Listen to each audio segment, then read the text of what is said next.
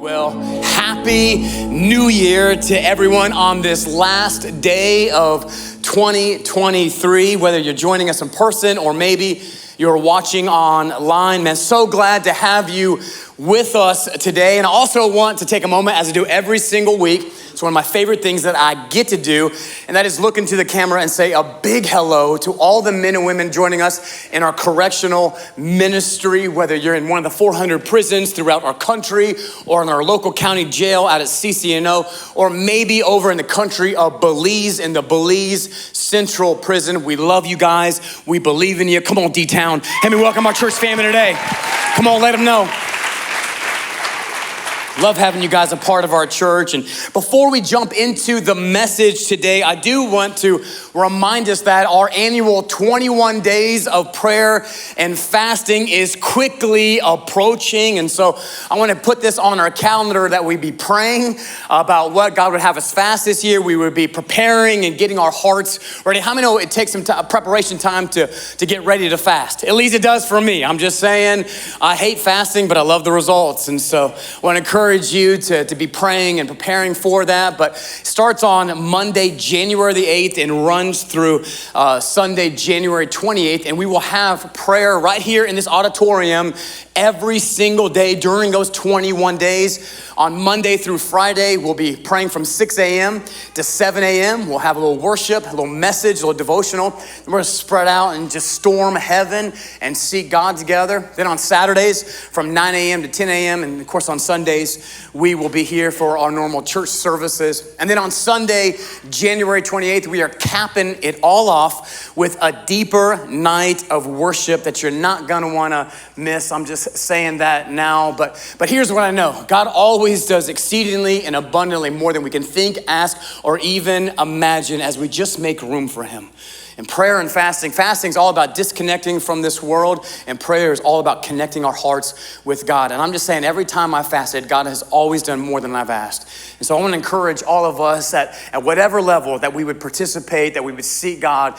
And here's what I know, that 2024 can be the best year of our lives if it's the best year spiritually. And one of the reasons why we start off every year with 21 days of prayer and fasting since the history of this church is we're saying, God, in 2024, you're first. Before anything else, you are first. And if you've never fasted before, you can find some more resources on our website, xchurch.tv, or through the Experience Church app. We have those available for you there. But as we get ready to head into the new year, I was thinking, I just feel like someone needs to hear this, and that is that some of the things we were carrying and holding on to in 2023 is not supposed to come with us into 2024. I just feel like there's some things that we need to leave behind. And today, on this last day of 2023, I want to talk to us about open doors. Open doors in 2024. And in the Bible, an open door is a symbol of a God opportunity. Everybody say opportunity. An open door is a symbol of a God opportunity. In fact, the Apostle Paul referred to it like this in 2 Corinthians chapter 2, verse 12. Paul said, when I came to the city of Troas to preach the good news of Christ, the Lord, what did the Lord do? He opened a door of opportunity for me. Open doors in 2024. And so let's pray as we get ready to study God's word together. Father, we thank you for the truth of your word. And we pray right now in this moment that you would speak to each and every one of us right where we're at with exactly what we need to hear as only you can. God, I pray for those who are searching for you, that they would encounter your presence, encounter your love, that you would become real to them like never before. God, I pray for any one of us who feels stuck or delayed in our journey, God, that you would speak to us right where we're at. God, I pray that you would help us to see you in a way that we've never seen you before. And we pray these things in Jesus' name. And everybody said? Amen. Now to unpack this idea of opportunities and open doors, I want to study just a little bit of the story of a woman in the Bible named Esther. Now, if you've never studied her story before, it's a real life Cinderella story. I mean, this girl goes from rags to riches. She comes from the bottom and she rises to the top of society. She goes from being an orphan girl to becoming queen of the most powerful nation in the entire world at that time. Anyone besides me love a good underdog story? Like this come from behind victory where somebody, a person or a team overcome impossible odds to get the victory. I think one of the reasons why I love stories like this is because I can relate to it in some way, shape, or form. In fact, anybody besides me who shouldn't be standing where they're standing, but there's no reason I should have made it through this. There's no way I should have overcome that. But God opened the door and he made a way where there was no way. Anybody else besides me today? This in essence is Esther's story. Now, the book of Esther is only one of two books in the entire Bible that's named after a woman. The other one is the book of Ruth. Well done, church, well done. But what separates the book of Esther from every other book in the Bible is that nowhere in the 10 chapters of this small book is God's name mentioned or even referenced. Which poses the question, why would God allow a book within his book? Because how many of us know the Bible's all about God? Why would God allow a book within his book to not even mention or reference his name? I would submit to us today that one of the answers quite possibly is the fact that there's going to be moments in our lives where God seems to be nowhere to be found. That if we live on the planet long enough that we're going to find ourselves in situations, we're going to find ourselves in life where God seems to be absent from our circumstances, where he seems to be invisible in our situations, where God doesn't always do what we want him to do when we want him to do it. Like anybody besides me ever been confused by or even questioned or even disagreed with God's plan for our lives? Like, God, if you loved me, then why are you allowing me to go through what I'm going through? God, if you're such a good God, then why are all these bad things happening to me? Like, what do we do when we can't hear God? What do we do when we can't see God in our lives? What do we do when we can't sense God and we don't know what he wants us to do or where he wants us to go? I believe this is one of the reasons why the book of Esther is in the Bible, to give us hope in these kind of moments of our lives. Because as we read it and we watch her story unfold, we see this God opportunity, this open door for her to step into places she never thought she would ever be. And yet God is nowhere on the scene, and yet he is everywhere in the story. Which kind of just challenges all of us as followers of Jesus to have a faith that still trusts God even when we can't trace him in our lives. To have a faith where I know God is in control even though I can't see him at work in my life. To have this faith that stands firm even though I can't feel his presence in my life. To know that I know that I know that I know that I know that I know that no matter what I'm going through, that I know that I know that I know that he's still present even when I feel like he's absent. To have this faith that knows that while I'm waiting on God to answer these prayers, while I'm waiting on God to hear my cry, I still know that he's working on my behalf. This is the story of Esther. This is some of the faith that we get to grab a hold of when we see her story. And how many of us know that God is sovereign? Which means that God is in control. God is in control. I don't know who needs to be reminded of that today, no matter what you're facing, no matter what your situation or circumstances is. God is in control. Because of that, how many know he's not worried about the stuff we're worried about? He's not up at night thinking about stuff that's on our minds. He's sovereign. He is in control. Now, he might allow some things to take place in our lives, he's not causing everything, but he's allowing things to happen that he will use for his good and for our good. And we see this in the life of Esther. And so let's dive into some of her story today. Today's gonna be a little teachy. I might preach a little bit if you pull it out of me. I'm just saying. Esther chapter 1, starting in verse 1, says this: this is what happened during the time of Xerxes. The Xerxes who ruled over 127 provinces stretching from India to Kush. At that time, King Xerxes reigned from his royal throne in the citadel of Susa. And in the third, everybody say third. In the third year of his reign, he gave a banquet for all his nobles and officials.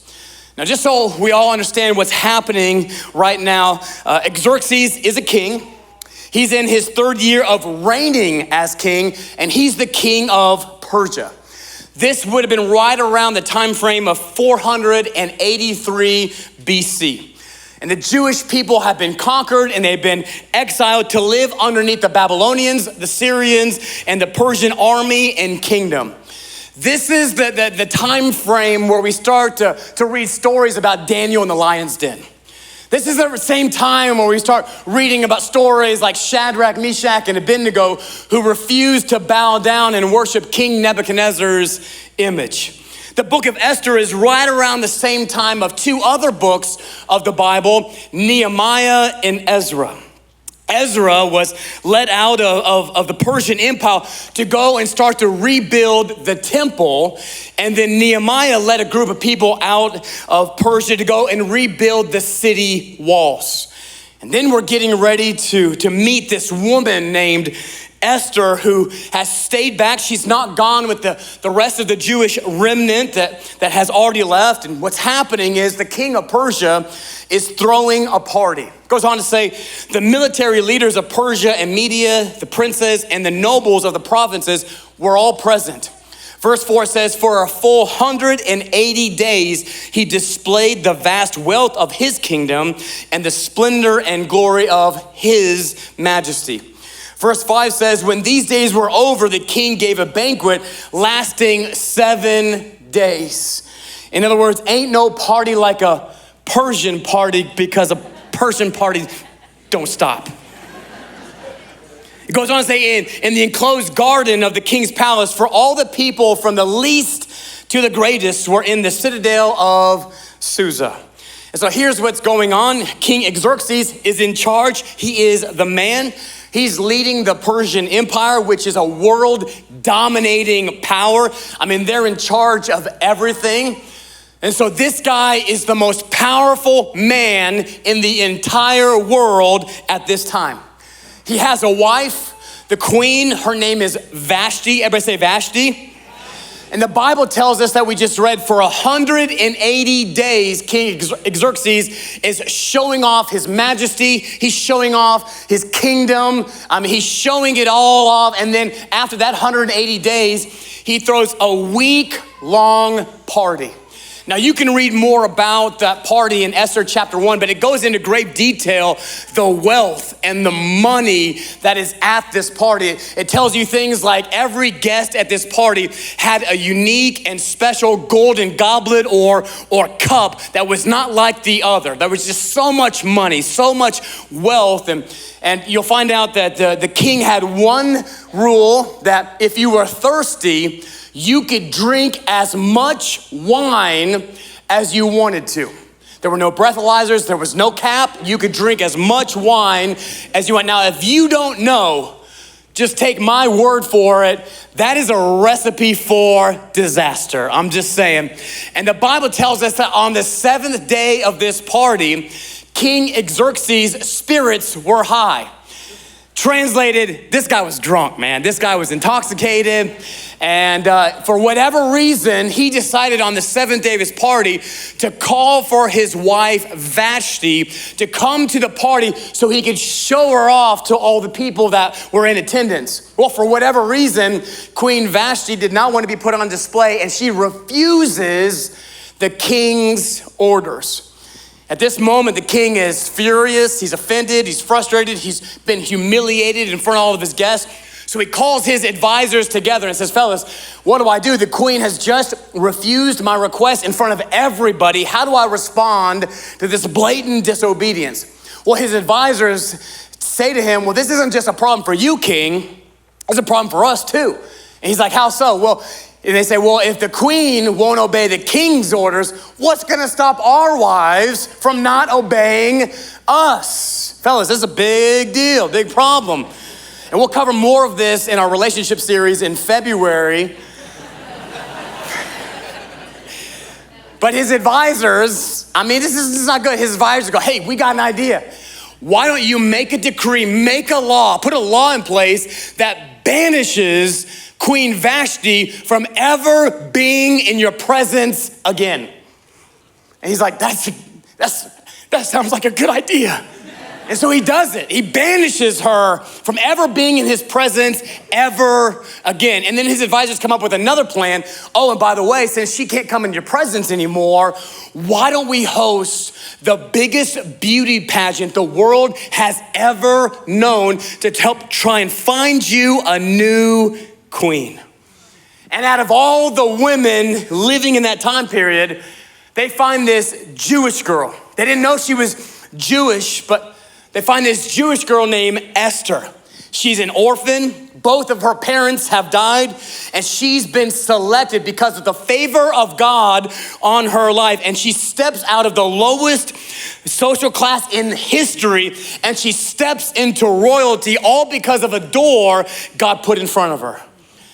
As we study her story, I believe as we step into this new year, 2024, I believe that there's gonna be some opportunities. I believe there's gonna be some doors that God puts in front of us, but something we're gonna have to learn to do as followers of Jesus is to be able to differentiate between good opportunities and God opportunities. I want us to know that not every door is a God door. That we're not supposed to walk through every open door. We're not supposed to take advantage of every opportunity. In other words, just because we can doesn't always mean that we should. We have to learn how to wait on the Lord for God opportunities. I think we live in a world that if it's quick and if it's immediate and if it's fast, then it must be good. But I would make the argument today that's not necessarily the case. And so I want to help us as we step into this new year that there's going to be some doors that God will put in front of us. But from Esther's story, we need to learn how to differentiate between good opportunities and God opportunities. And so if you're taking notes, 4 things today, we'll move rather quickly, that we see about God opportunities from Esther's story. Taking notes, write this first one down, and that is God opportunities are disguised as obstacles. Oh, how fun is this, right? Aren't you glad you came to church on this last day of 2023? But what I've discovered oftentimes in my life is that opportunities that God puts in front of us, they oftentimes come wrapped in the form of obstacles. Like we see this in the life of Esther. Don't get me wrong, it's fun to talk about how she became queen. It's fun to talk about this rags to riches story that she has, but can I just remind us that she was an orphan? Both her parents have died. Can you just imagine for a moment the heartache, the pain, the void that would have left in her life growing up without any parents? Not to mention she's a slave living in another land. She's a woman of God. She's a Jewish woman of God trying to practice her customs and her beliefs in a pagan culture. These are just some of the obstacles that she's starting her journey out with. And what I've discovered is that the obstacles in our lives will either make us better or will make us bitter. The problems in our lives, we'll either conquer them or we'll complain about them. Anybody besides me? And if we're not careful, we can be overwhelmed by the challenges that are in front of us, not realizing that every God opportunity comes with some obstacles. Like why are we so prized that whenever we step out and step into the future that God has for us, we're met with some headwind? Not realizing every God opportunity comes with some obstacles. Like, it's important for us to understand that whenever we step out to do what God's calling us to do and to be who God's called us to be, we're gonna be met with some resistance. Come on, church, talk to me a little bit. There's gonna be some adversity. You're not going through some hardships and struggles because you're doing something wrong. You're going through them because you're doing something right. And anytime we step out to do what God's called us to do, we're always gonna be met with some resistance. That's why our purpose has to be bigger than our pain. What's that workout saying? No pain, no pain, no gain. But why do we say that? Because it doesn't matter how uncomfortable it gets, no matter how much it hurts, no matter how much I wanna quit, where I'm going is so much better than where I am. And so there's no quitting me. I'm not giving up until I get where God's calling me to go. I think too often we can fall in the trap of complaining about our problems, not realizing that the obstacles in our lives are actually opportunities for us to step into places we've never been before. I'll give us a couple examples because you asked, what if those problems in our marriages aren't reasons to quit and walk away, but opportunities for us to become a better spouse and have the marriage that we always wanted to have? Because if we didn't face those obstacles, if we didn't face those challenges, we never would have made those changes and we would have missed an opportunity. How many know all those obstacles in our relationships are actually opportunities for us to go to a deeper level of intimacy with our spouse? Like, what if those obstacles in our business are actually opportunities for us to be more successful than we've ever been? What if those obstacles in our leadership are actually opportunities for us to get a promotion? It kind of reminds me of when Steven Spielberg was making the movie Jaws. For those of you who've never seen the movie, I don't know where you've been, but it's about a shark. And they had this big, huge mechanical shark. And when they went to go start filming the movie, the shark actually malfunctioned and broke, and it sunk to the bottom of the ocean. Talk about an obstacle. The whole movie is about the shark, and now it's sitting at the bottom of the ocean. And so Steven Spielberg went back to the drawing board and thought maybe, just maybe, there's an opportunity in the midst of this obstacle. For some of us, what we went through in 2023, we experienced some real pain. But if I can encourage us to stop and pause, we can actually discover purpose in our pain. And so Steven Spielberg and his crew, they went back to the drawing board and they thought, maybe there's something to this no shark thing. And they came up with this idea to create curiosity and fear within the audience by using sound effects and only showing glimpses of the shark. Well, as many of you know, the movie Jaws went on to be one of the biggest movies ever made and was a launch pad to Steven Spielberg's career. And what's interesting is in film school, even to this day, they still study his technique and art form because it was one of the greatest opportunities he ever had in his entire career, but it all started with a huge obstacle. Esther has a big opportunity. This opportunity was put right in front of her. This door, it was open, but she had to decide not to sit back and complain about everything that hasn't gone her way, but instead to step in and go to work. I love what Thomas Edison says. He said, opportunity is missed by most people because it's dressed in overalls and it looks like work. Nobody ever said it was gonna be easy. Nobody ever said breaking off away from that addiction was gonna be easy. Nobody said working on your marriage to have the marriage you've always wanted that your parents didn't have and your grandparents didn't have. Nobody ever said paving new paths was gonna be easy. But I promise you it's worth it. And I feel like there's some trailblazers in the room today, or maybe watching online, where your parents didn't model the perfect family. You don't know what it looks like, but God's calling you to pave a new path. He's calling you to blaze a new trail, to go in new directions. And nobody ever said it was gonna be easy, but it's gonna be worth it if you'll trust God and follow him into places you've never been before. I'm just saying, God's got some open doors in 2024, and I don't want us to be not ready for them. The second thing we learn about God opportunities from Esther's story is number 2, write this down, opportunities are delivered through people.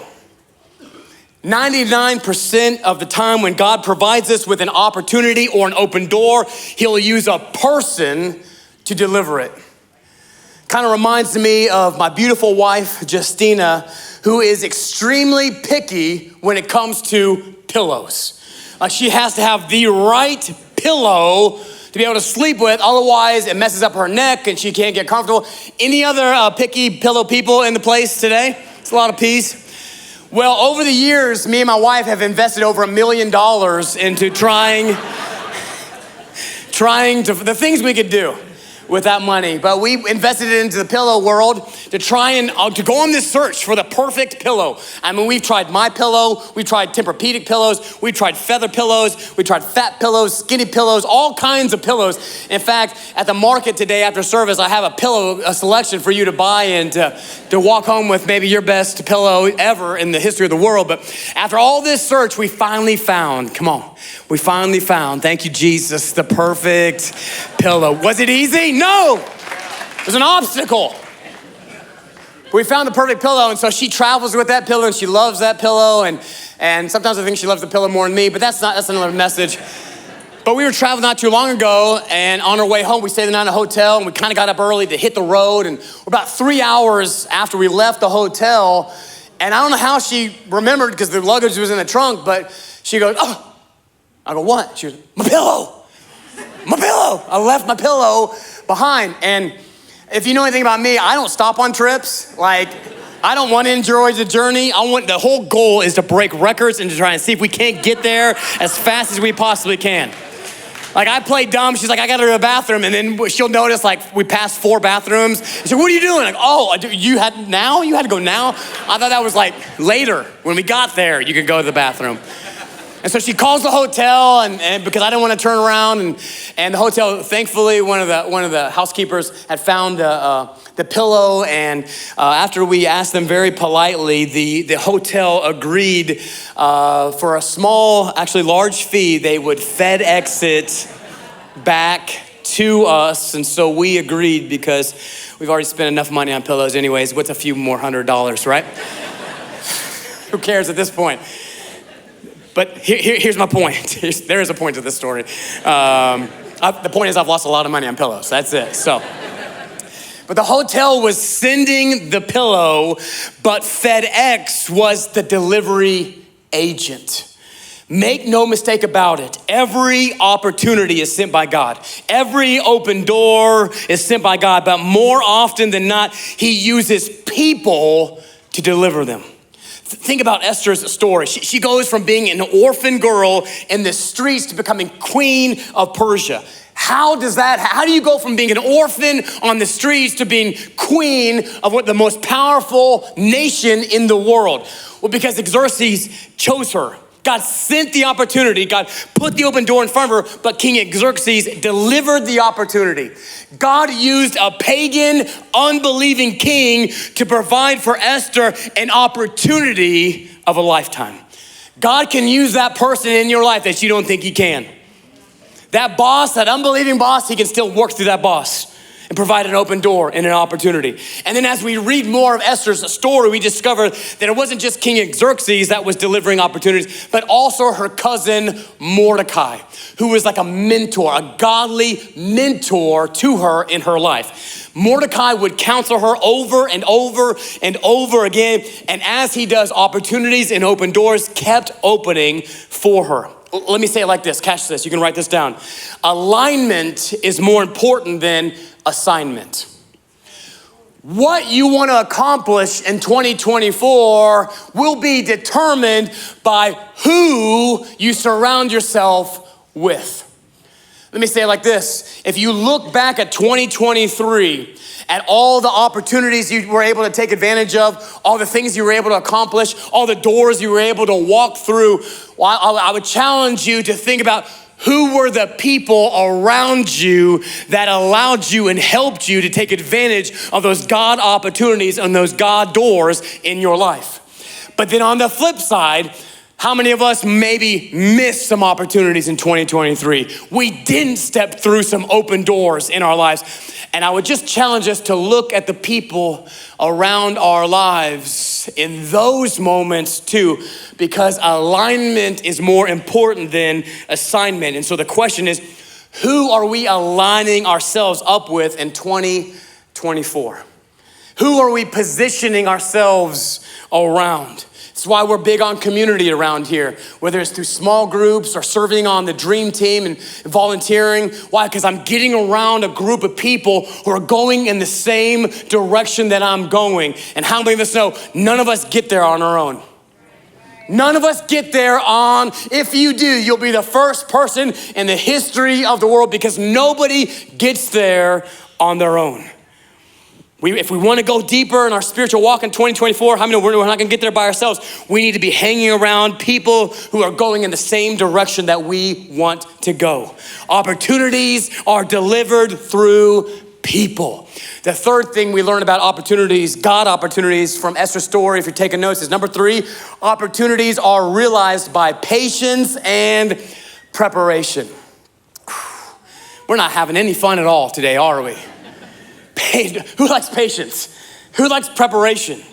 I think one of the mistakes that we make when we read the Bible is we think that everything happens at the speed that it takes us to read it.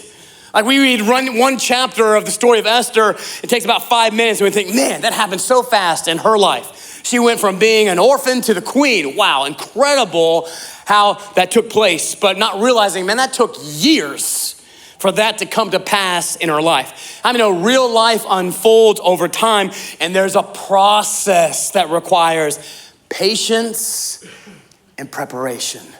In Esther chapter 1, we found that it was the 3rd year of King Xerxes' reign. But take a look at what Esther chapter 2, verses 16 and 17 tell us. It says she was taken, finally in this beauty pageant, she was taken before the king Xerxes in the royal residence in the 10th month, the month of Tebeth, in the 7th year of his reign. 4 years have happened between Esther chapter 1 and Esther chapter 2. Now the king was attracted to Esther more than any of the other women, and she won his favor and approval more than any of the other virgins.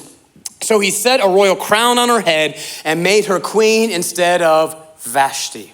It's been 4 years since the king got upset with Queen Vashti. It's been 4 years since they started this beauty pageant and this search for a new queen.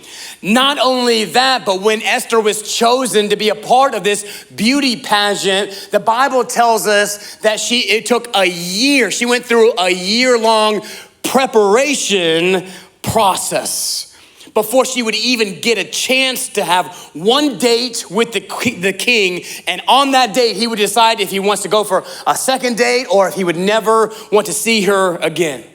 How many of us know we have to learn patience? How many of us know patience is a virtue? At least that's what I tell my kids. Our ability to wait, it matters. It matters in our faith. Now, just so we're all on the same page, patience isn't just the ability to wait, but patience is the ability to wait with the right attitude. I gotta have the right attitude, because I don't know about you, but I've made the mistake time and time again of waiting, but not waiting with the right attitude, and therefore I got nothing in the waiting process. Kind of reminds me of those people who go to the gym, but they don't work out, they just talk the whole time. Right? I've had guys stand on the side of the treadmill and talk to me. I'm running. And they're like, hey, it was just an okay message the other day that your wife Justina preached. I really like it better when you preach. And I'm like, I know, man. I'm joking. But they stand there the entire time. They're in the gym. They couldn't get closer to the equipment than they are. Yet they waste their entire time. And how many of us know if we're not patient the right way, we can waste our time too? I heard it once said that our attitudes will determine our altitudes. In other words, our attitudes can set us up to succeed, or they can cause us to struggle. Opportunities are realized by patience and preparation. Man, are we prepared for God to give us the opportunity that we've been asking for? All my single people, you've been praying for that wife. But what kind of character development have you been doing in the waiting process?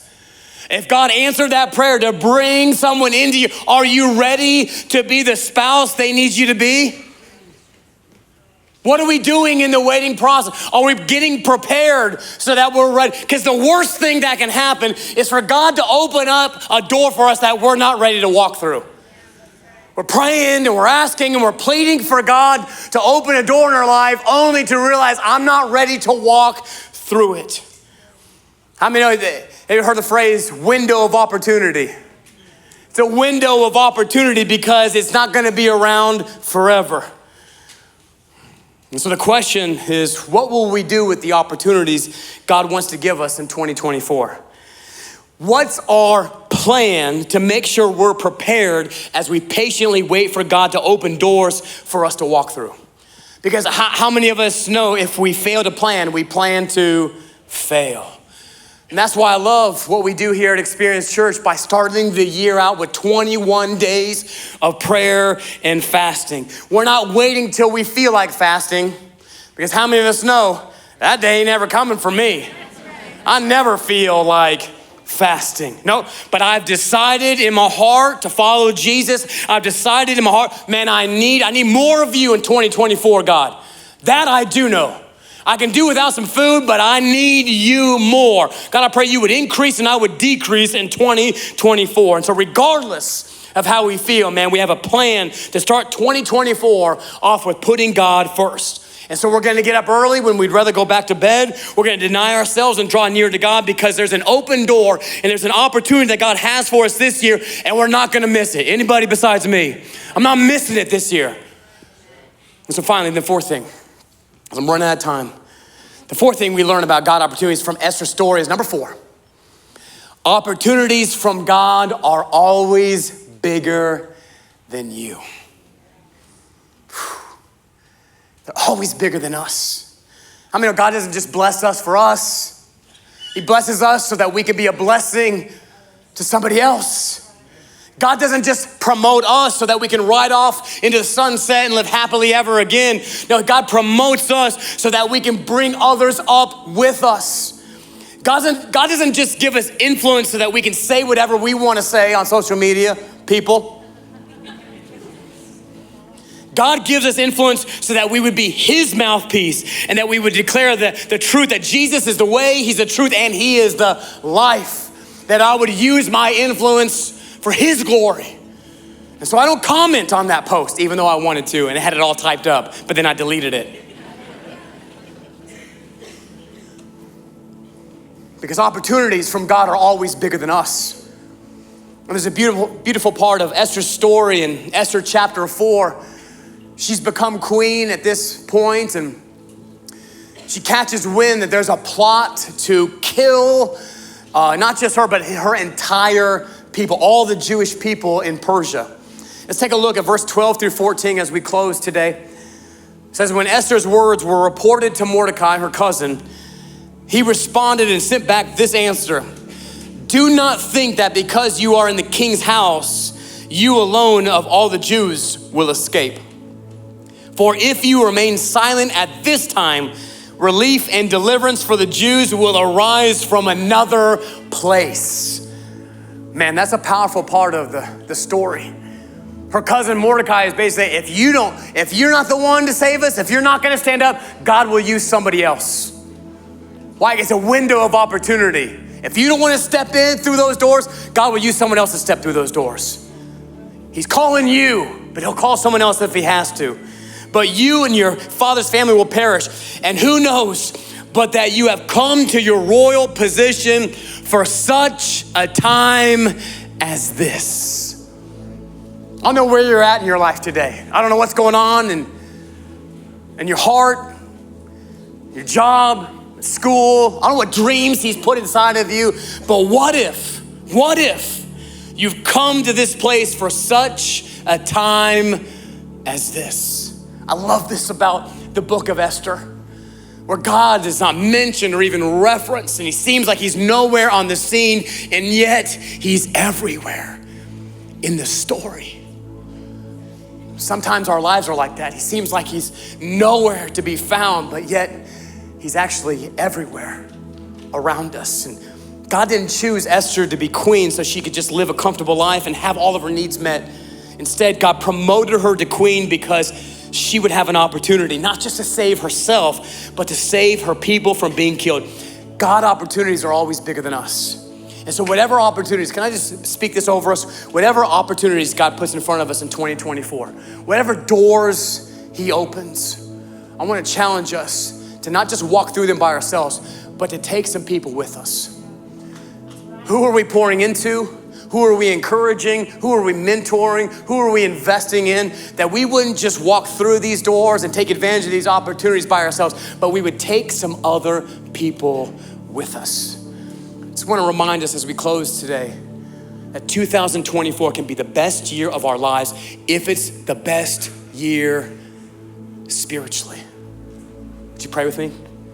Father, we love you, God. We thank you for your presence. God, your presence changes everything. And God, I pray a faith would arise in our hearts today that regardless of how we feel, regardless of what we see, regardless of what we sense, God, there would be a faith that trusts you no matter what, that believes in you, that will follow you, no matter what the situation, no matter what the circumstance. God, that you would increase and we would decrease. More of you, God, and less of us in 2024. As we're praying together today with every head bowed, every eye closed, can I just encourage you, would you just pray this right where you're at? Would you just pray this in your heart? Speak, Lord, I'm listening. How do you want me to respond to the message today? I don't want to just be a hearer of your word. I want to be a doer. What's my next step? What are you calling me to do? Speak, Lord. I'm listening. As we're praying together today, maybe you feel in your heart, man, 2024, man, God's gotten something for me. I just feel it in my spirit. I feel it in my heart. A year of breakthrough, a year of new beginnings. I don't want to miss the opportunities that God has for me. I don't want to miss the open doors. If that's you, you want to be able to distinguish and differentiate between good opportunities and God opportunities, would you just lift your hand to heaven? Come on, right where you're at. I want to walk through the God doors in my life. I want the God opportunities. I don't want just good opportunities. God, I want your opportunities. I've tried everything else. Father, you see the hands in this place as a sign declaring, God, we want your opportunities. We'll follow you wherever you're calling us to go. God, give us wisdom. God, I pray you give us eyes to see and ears to hear your voice, God. That you would give us the courage to follow you into places that we've never been before. God, not to run from our obstacles or our problems, but to run through them. To surround ourselves with the right people, to have patience in that waiting process, God, that we prepare our hearts for where you're calling us to go. Because we realize our opportunities that you're placing before us aren't just for us. They're bigger than us. That we grow your kingdom, we grow heaven and shrink hell. And you to use us, God. Not to keep the life that you've given to us, but to give it away to as many people as possible. God, I speak a blessing over everyone here, every hand raised. God, let's have a sensitivity to your voice and your presence. In Jesus' name. As we continue praying together today, we talked about how 2024 could be the best year of our lives if it's the best year spiritually. And maybe you're in this place and you would say, I don't have a relationship with God. I know about God, I know the story, but I've never surrendered my life. Or maybe you walked with God at one point in time, but you know in your heart you've drifted. I want to give you an opportunity to make the best decision that I ever made, where I surrender my life. Here's my heart, God, what you've always wanted. I'm tired of running. I surrender all to you. And God gave me a life I never thought possible. With every head bowed, every eye closed, if that's you, maybe you're watching online today, would you lift your hand to heaven saying, as a sign, I need a relationship with God. I want to know him in a way that changes everything in my heart. And right where you're at, would you just pray this prayer with me and say, God, thank you for your love that never fails. Thank you for loving me right where I'm at, but loving me enough not to let me stay there. Right now, in this place, here's my life. God, forgive me of my sin. Thank you for sending your son, Jesus, to pay the price for my sin on the cross. God, forgive me. Fill me with your Spirit. Show me how to live. My life is yours. In Jesus' name. And everybody said, amen. Come on, let's give God some praise for all he did today.